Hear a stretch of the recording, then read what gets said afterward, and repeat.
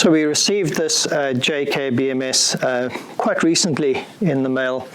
We're really keen to put it through its paces, see how it performs. Quite a number of people have asked us to have a look at this and to do some tests and reviews. So we're very keen, and in this episode we're just looking at the form factor and how nicely it's put together, and our first impressions around how it compares with the Daly, and thoughts on how easy it would be to install and that sort of thing, and get using it. Hi folks, I'm Roger from Offgrid Vanlife, and in this episode we're going to be just taking a brief look at two different BMSs, one from Daly and the other JK, and I'll be running through first impressions, what I do and don't like, and then in a future episode we'll be comparing them to see which one we think you should actually use for your system. Battery management systems, we need them for lithium batteries, for the Life PR4 batteries, and so some people say they're optional, but really they are essential, because they do three things that you really need done. Firstly, the high voltage disconnect when your battery is full, so they protect the cells from being overcharged. The low voltage disconnect when you're discharging them, and then the temperature protection so that you don't damage your cells when they are below 0 degrees centigrade. There is a fourth aspect to these BMSs that we'll be looking at as well, which is the balancing. So to keep the 4 or 8 or 16 or however many cells you have in sync with each other, to keep them at the same voltage. So we have used Daly's extensively. JKs have been around for a while, but Daly's have been around for longer, I think. And Daly's are very well known, quite popular.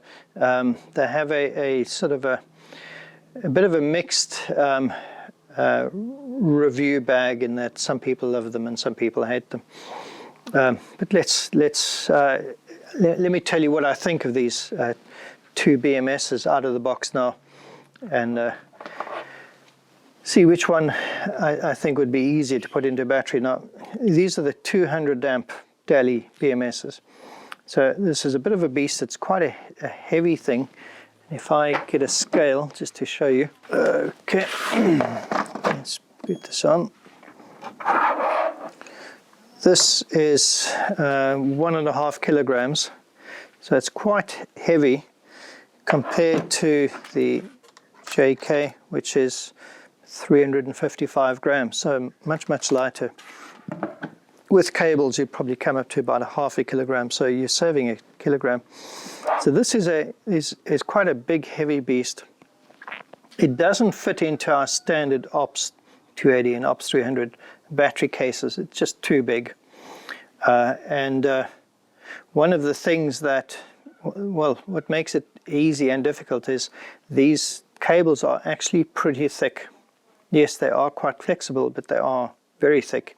You can undo these screws here and flip this over so that the cable is coming out here, so that you can sort of stand this on its end here with the balance leads coming out into your battery and that. But with these being so thick, they're difficult to maneuver in a confined space. But that does make it simple that they've provided a simple cable with a single lug at the end. Now, one of the things that I don't particularly like is that the lug is 8 millimeters, so the hole is 8 millimeters, and the vast majority of cells are 6 millimeters.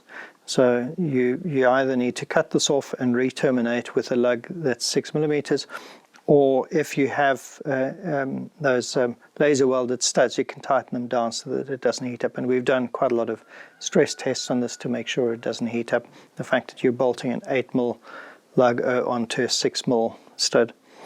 So with the Daly, you've got this on-off switch on the dongle. Well, it doesn't turn it off actually. You can only turn it on or wake up the Bluetooth. The only way to turn it off is to actually unplug all the balance leads. But so Daly provide a single temperature sensor, which you would probably put over one of the cells, a taper to the cell. It's got the Bluetooth dongle to be able to communicate with it, and the balance leads. So the usual 1 black, 4 red leads that you need to terminate yourself. The balance leads are fairly short in my opinion. For some of our batteries, we need to put extensions on here, either put a small extension on this end or extend these before going to the lugs. So quite a simple approach. The app is okay, and it's quite a popular thing. This we've sold so many 100, 150 and 200 amp 4S Daly BMSs, so many of them. So let's look at this JK BMS that has active balancing. So the Daly has passive balancing, which means that when you have a cell that is too high, a runaway cell, it will simply bleed off charge in that cell by using a resistor in there and actually literally just generating heat that burns it off.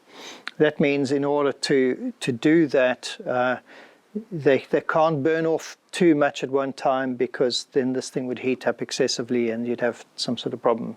So I can't remember what it is, but they bleed off very slowly, and practically we found the balances in these don't actually help if you have a runaway cell. The JK BMS has got an active balancer in here, which means that instead of just bleeding off the highest voltage, it transfers from the highest cell to the lowest cell. And that's actually what you want. Why waste energy that you put into it from your solar panels or whatever? Now, it has 2 temperature probes, which I quite like. So it means you could probably put one on one of the cells and the other on the BMS itself, because you don't want the BMS. One of the things that we have, one of the challenges we have with the Dalys is that you're always either measuring the temperature at the cells to protect them or at the BMS to protect the BMS, but you can't do it on both. Whereas with this, you have 2 temperature probes, so you can put one on the BMS and one on one of the cells. And assuming that all 4 cells are the same temperature, which is usually the case, it's very unusual that they'd be different temperatures. So I quite like that. The JK comes, instead of providing a fixed cable like the Daly, they provide these 4 little stubby cables.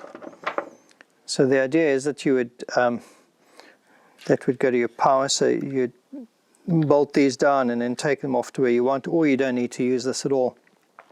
So we wouldn't use these. So this is a 7 AWG. We would probably take 2 7 AWG as well, and connect them with, interestingly, they've taken 8mm lugs for a 6mm. You've got little screws there for a 6mm screw. I find that somewhat surprising. Why did they not actually give 6mm lugs? That's very unusual. Anyway, I would use 2 other cables and put 6mm lugs on, and then run the cables to where they want. It means you have a little bit, maybe a bit more work to do to install this, but you have more control exactly of where it goes. And the fact that there are 2 cables, I actually prefer it. Yes, again, it's a little bit more work, but I prefer having 2 thinner cables than 1 thick cable. Just the reason being that you can run thin cables, bend them around exactly where you want them to go. Thick cables, my experience has been that thick cables are always a bit of a bind to get to go exactly where you want. So, yeah, I would run my own cables and connect them to there. They have a number of connectors which we're not yet 100% sure what they all are. This is obviously the balance lead, and they provide, I think it's for an 8S, balance lead for an 8S as a default here. So that's quite nice, and my understanding is that you can either chop the 4 off or just leave them on, that you're not using for a 4S configuration. So that'll be easier for us to just stock 8, one that does 8 and 4. And the balance leads are quite long. If I open this up, I quite like the length that they've given us. so we don't have to buy extensions and things. Look at that. This is a really decent length. You know, it's far better to give a length like this that you can then cut back to what you want rather than having to extend things. And the Daly, even the Daly longer ones aren't as long as this. So one thing I really like about this, they've thought that one through. It's got this looks like an on switch similar to the Daly, which has the little micro switch on the dongle. This has what I'm assuming is just purely a switch and nothing else, and it's just a push button switch, what they call a momentary switch, which would plug into, I think it plugs into this one here, and you'd be able to drill a fairly discrete hole and mount this in, and it would probably look quite nice. I don't know what the diameter of this is, but I suspect that this would be very easy to mount outside the battery so that you can turn it on. And I'm assuming, similar to the Daly, if the Bluetooth goes to sleep, that you turn it on with this or something like that. So this also has Bluetooth built in. Really looking forward to putting it through its paces and seeing how the app works. One of the things I don't like about the Daly app is such a waste of real estate on your screen. You've got to scroll around to use it effectively. It doesn't provide that much useful information, so I'm keen to see how this one looks. Much smaller, as we saw, and much lighter. So it's comparable in size to the 150 Daly size, even the 100 amp Daly, but it is a 200 amp BMS. So we'll be looking forward to putting it through its paces. We're going to see if it actually does give you truly 200 amps and what happens if you use it for a while above 200 amps. We put the Dalys through their paces. The one really good thing about the Dalys, we know that when they say they're 200 amps, they are at least 200 amps, a bit more. So we've run a 150 at about 170 for about half an hour, and nothing happened. It worked absolutely fine and no damage to the BMS. So looking forward to see how well this works. So there we are. Thanks for watching, and stick around for a future episode where we take you through practically how these two have performed. Cheers.